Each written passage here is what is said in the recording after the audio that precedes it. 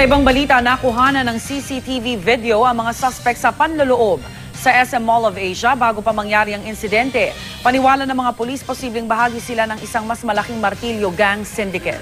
Narito ang report.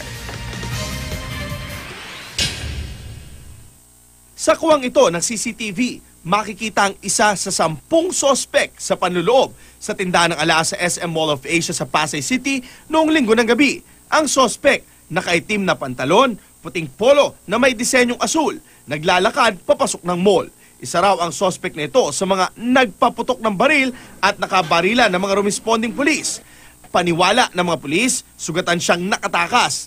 Na-recover umano ng mga otoridad ang kanyang damit na duguan at may 2 tama ng bala sa likod. Nagbabantay ang mga pulis sa mga ospital na maaaring puntaan ng sospek.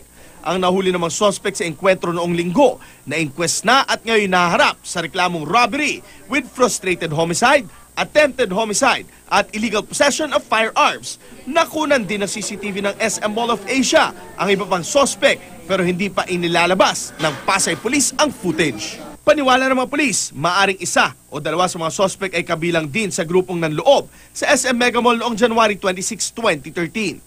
Posibleng bahagi raw ang grupo ng mas malaking martilyo gang syndicate. Paniwala naman ng PNP Criminal Investigation and Detection Group o CIDG-NCR, hindi lang iisang grupo ang bumubuo ng martilyo gang. Posible ring iba-iba itong grupo na iisa ang modus ng pagnanakaw. Nag-iiba rin daw ang paraan ng pag-atake ng mga grupo. Siyempre, nag-i-evolve yan kasi tayo naghihigpit din yung PNP. So kina-counter din nila, ganoon din yung mga yun eh. Ang isa pang dahilan kung bakit notorious umano ang martilyo gang dahil madali lang silang nakakapagpiyansa. As much as possible, hindi sila papatay. Kasi alam nila na pag pumatay sila, non-bailable na yun. Panawagan ng PNP sa publiko, maging mapagmatsyag.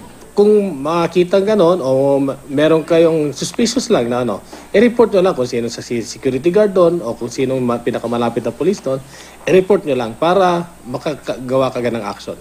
Para sa unang balita, Jay Sabale reporting.